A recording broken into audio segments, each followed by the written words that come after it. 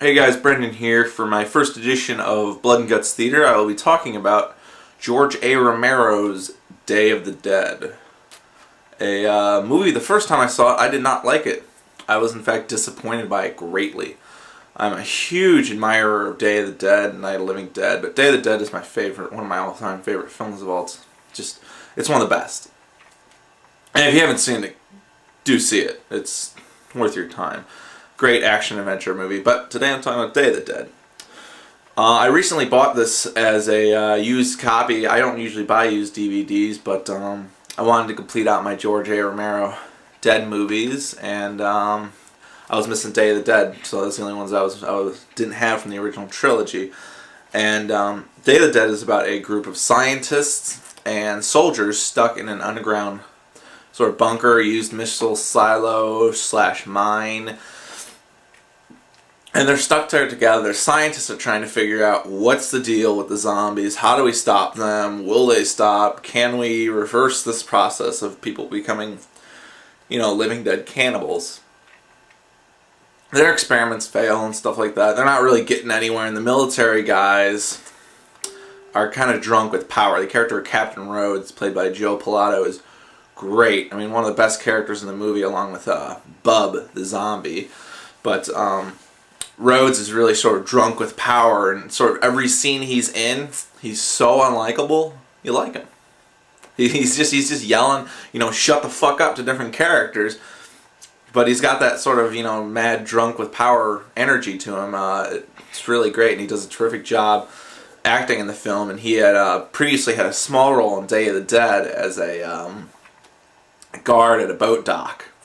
So if you've seen like the extended version of Day of the Dead, Dawn of the Dead, he's got a lot more to do in that one. But the real best parts of Day of the Dead come from the scenes between Bub, as I mentioned, Bub the zombie, and the character of Dr. Sherman, I believe. I'm not sure, I could be getting that wrong. But anyways, the doctor is taking care of Bub, and he's learning things about the zombies, realizing that they still have past memories, that Bub used to be like a soldier because Bub can salute. And Bub is really the best zombie in any of the Dead movies. Right up there with Flyboy, I gotta say. But Bub is an entire personality, and really Bub's the most likable character in the movie. And you can't help but decide with the zombie who's got like a heart of gold. I mean, he still wants to eat people, but not so much. He's learned to love the doctor, or they refer to as Dr. Frankenstein a lot. But the real charm of Day of the Dead that won me over when I just recently rewatched it was the effects. I completely forgot how good the effects were in this film. Tom Savini did an amazing job on this film, and it's the best effects of all the Dead movies. I think it earns that distinction. It is the best one. The gore effects are amazing. I mean, just amazing. I mean, I'll try and put some pictures up here. I mean, I'll show you an image of this guy who's on the DVD. I mean, check that guy out. The effects in this movie are amazing, especially for the time. I mean, the blood effects. I mean, the characters are shot. I mean, soldiers are being torn limb to limb. Intestines are everywhere, and it really looks like a piece of art, from Tom Savini. And it's I don't know if I would call it the bloodiest. I mean, Dawn of the Dead really, I think, has the biggest zombie body count, but Day of the Dead has the real charm effects. I mean, they're amazing. I mean, zombie gets his head plucked off with a shovel, and then you see the doctor's failed experiments, and that's great. Like, there's an animated dead head on a table, and the eyes are moving around. It's great. Practical. I'm a huge proponent for practical effects. I mean, if you had done this movie today with CGI, it would suck. And George Romero at the time tried to make a much bigger film. He sort of reused some of the themes he had in his original script for Day of the Dead and Land of the Dead, but they had to scale back the budget, and I think it was like a $7 million budget, and he had to, make the movie much smaller and much more condensed. And it's a real shame, because Romero knows how to make a great zombie flick. I mean, out of all his Dead movies, I think they're all worth seeing, aside from maybe Diary of the Dead. I mean, I think they're all fantastic films. And Day of the Dead, the first time I'd seen it, I think I just didn't really get into it because I was a big admirer for Dawn of the Dead, and I still am. But Day of the Dead, I can really... It's got some strengths and some weaknesses. It's got a few more weaknesses than the other films. I mean, there are a couple helicopter pilots in the movie that are kind of like, let's get the hell out of here before the soldiers go crazy. And I'm like, listen to those guys. I mean, it's like, they're the voice of reason. No one listens to them. And, you know, granted, they're two very annoying characters. I mean, but still, they're the only characters who really voice of reason. I mean, the soldiers are just, you know, batshit crazy in this movie. They're great. Rhodes is one of my favorite characters. He's got like 2 silver revolvers right here, and I was really hoping to see him open up on some zombies.